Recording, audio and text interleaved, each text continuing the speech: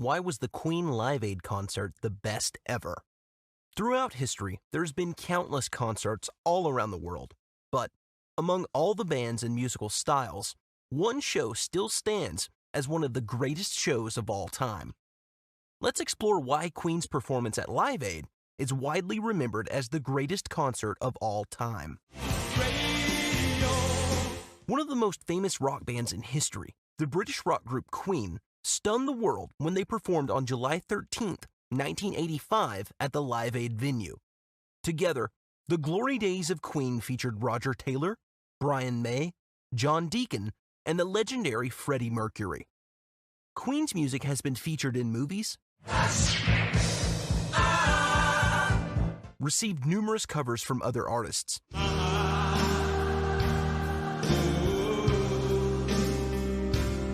they've sold close to 300 million albums since their start in the 70s, and they're one of the elite groups inducted into the Rock and Roll Hall of Fame. While other rock shows have made history, including Elton John's performance of Candle in the Wind at Princess Diana's funeral, your candles burned out long before. No concert before or since can live up to the magic of Queen's Live Aid show. Almost half of the planet tuned in to watch the concert, with various broadcasts collectively raking in some 2 billion live views. So what was a Live Aid, and what made this performance so spectacular and unforgettable? Live Aid. Unlike traditional concerts, Live Aid was a benefit show designed to raise funds to help out in the wake of the Ethiopian famine. The venue was spearheaded by Bob Geldof and miglior, who pulled together a spectacular lineup filled with memorable performances. The event was a follow-up to Bob and Midge's successful charity single, Do They Know It's Christmas?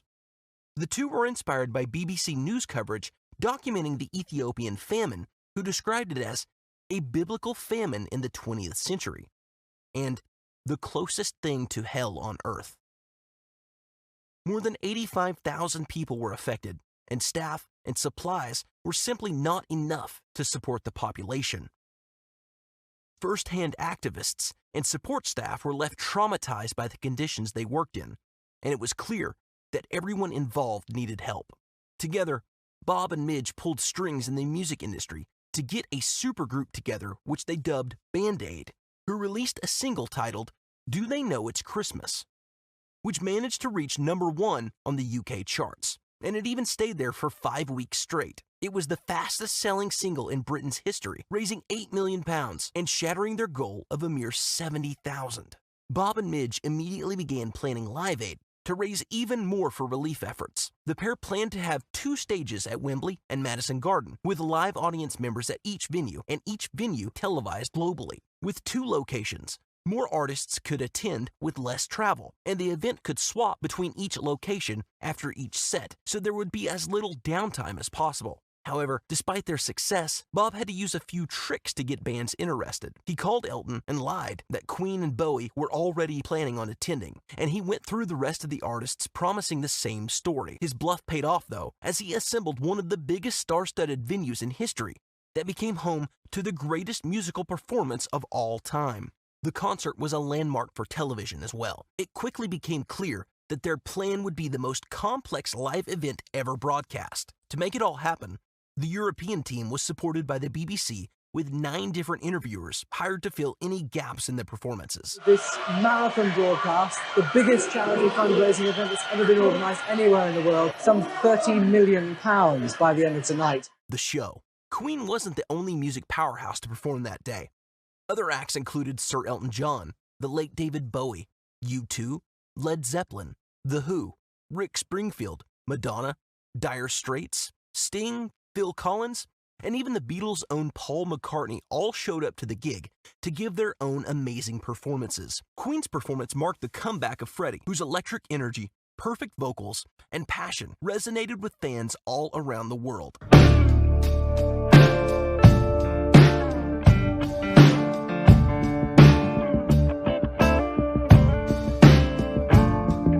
Leading up to the show, Queen was in a slump after the commercial and critical flop, Hot Space, that came out 3 years prior in 1982. The release was so disastrous that the band went on hiatus from recording. Mercury went on to release his own solo album, Mr. Bad Guy, which also underperformed. When interviewed about their turbulent time in the mid-80s, Freddie said, "We were all forming a sort of a rut.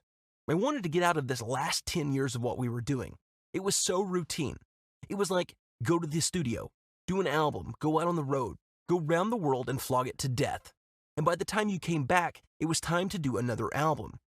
After a while, it's like a painter, you paint away, and then you stand back and look at it in perspective. That's exactly what we needed. We just needed to be away from each other. Otherwise, you just keep going in that routine, and you don't even know if you're going down." When it was showtime, Freddie, who became a fashion icon known for his flamboyant style, took a different approach for the show and showed up in a white tank top, skinny jeans, and a studded armband belt combo. The look resonated with a wider audience of rock fans to keep fans focused on their performance and their music. Queen also had to cut out their normal light show, special effects, smoke, and pyrotechnics, since the show had a fast turnaround between artists to keep live viewers glued to their TVs. The event was a huge PR boosting moment, so the band took the opportunity to rehearse their performance to perfection and pack their set list with their biggest hits to take listeners on an emotional roller coaster filled with spectacular theatrics. Queen performed in front of a crowd of 72,000 people at London's Wembley Stadium that day, and billions of people on television. Their performance lasted 22 minutes, starting with Bohemian Rhapsody, followed by Radio Gaga, Hammer to Fall, Crazy Little Thing Called Love, We Will Rock You, and Queen capped off their set with their epic finale, We Are the Champions. We are the champions, no time for losers. Unlike other artists who might play their latest singles to drive record sales, Queen only included one current single, Hammer to Fall, and opted to pack the rest of their show with their greatest hits to win back fans and win the hearts of countless new fans. To add to the craziness, Mercury was reportedly not feeling well on the day of the concert, and doctors advised him not to perform. However, he rejected their pleas and chugged some tall shots of vodka and headed out on stage. The singer was diagnosed with HIV in 1987, but he started to show symptoms back in 1982. In spite of his declining health, Freddie faced the challenge head-on and still put on an incredible show, which only added to the memory of Queen's Live Aid concert.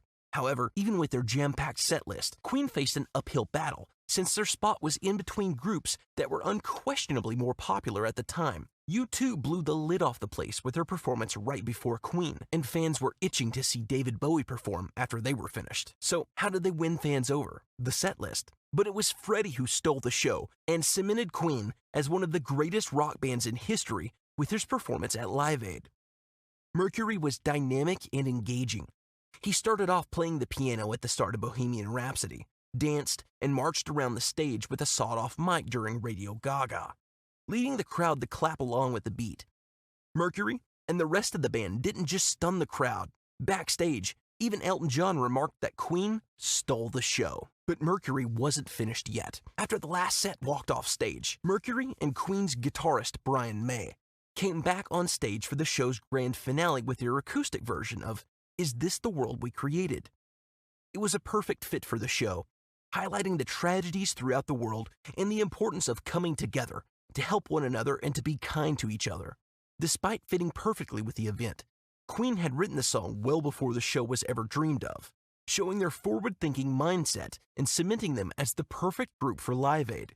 Freddie even said, "It looks as if we wrote Is This the World We Created for this event, but we didn't, although it seems to fit the bill." Queen was the only band to figure a way to play all their hits during their limited time window, but even though they were catapulted into even bigger fame after the event, they were excluded from performing on the next Band Aid supergroup album. Band Aid was run by the same founders of Live Aid, which hit a sore spot for Queen, but things worked out for them even though they got left out. When asked about Band Aid, Freddie had this to say, "I would have loved to have been on the Band Aid record, but I only heard about it when I was in Germany.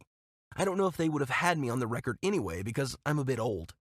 Make no mistake, none of the groups had to perform for Live Aid. The lineup was all filled with incredibly sensational musicians who all had plenty of fans. While the PR boost for Queen was undeniable, they didn't perform for the clout.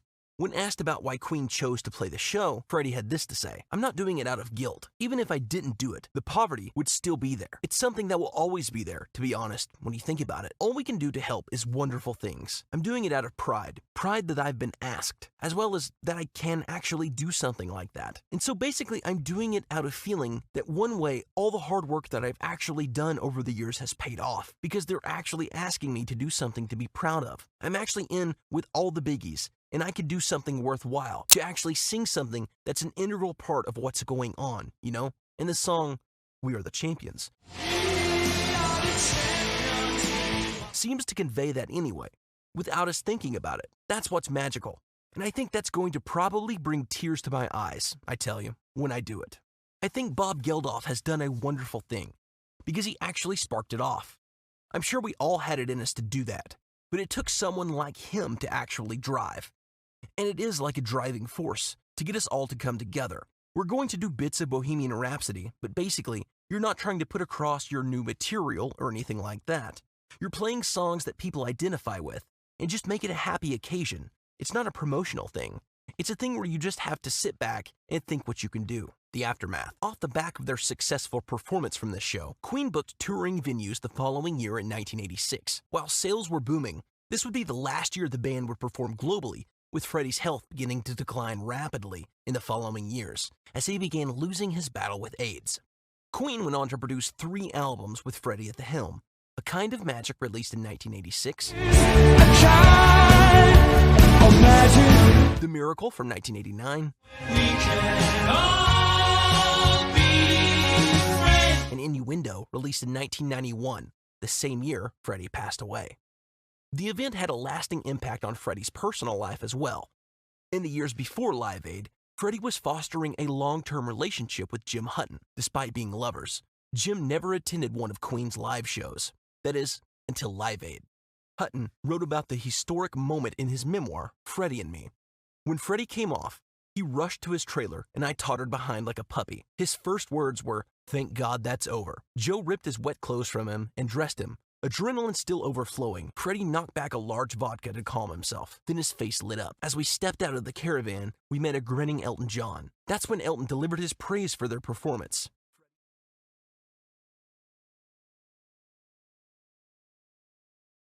After the show, the band, named after royalty, was honored by British Royal Mail, who put Mercury front and center on a commemorative stamp, along with bandmates Roger Taylor and Peter Blake behind him. This wasn't just a passing nod either. Up till that point, only historical figures were depicted on the stamps, and Mercury and Company were the first Englishmen to be featured on a stamp while still alive. The event's co-organizer, Geldof, had his own praise for Queen's performance and their lasting impact on their fundraising venues. Queen were absolutely the best band of the day. They played the best, had the best sound, used their time to the full. They understood the idea exactly, that it was a global jukebox. They just went and smashed one hit after another. It was the perfect stage for Freddie, the whole world. He could pounce about on stage to We Are the Champions. How perfect could it get? Like many great musicians, Freddie's genius wasn't fully appreciated during his lifetime. Yes, the band saw great success in their second coming following Live Aid, but they never fully commanded the magic they hold in their hearts and minds of fans today. Many music fans and publications still heap praise on Mercury, calling him the best rock frontman of all time. The lead singer of the Foo Fighters, Dave Grohl, praised the moment as a turning point in rock history, saying, "Every band should study Queen at Live Aid. If you really feel like that barrier is gone, you become Freddie Mercury. I consider him the greatest frontman of all time." Although he passed away much too soon, Mercury had an undeniable impact on rock culture, from inspiring countless new vocalists, and in 2018, an Oscar-winning film titled Bohemian Rhapsody was made to commemorate the life of Queen's own frontman. The stars truly aligned for Queen's triumphant comeback at Live Aid. They overcame all odds, put on an incredible performance, and won the hearts of fans to this day with their concert on July 13th, 1985. And their concert will go down as the best of all time.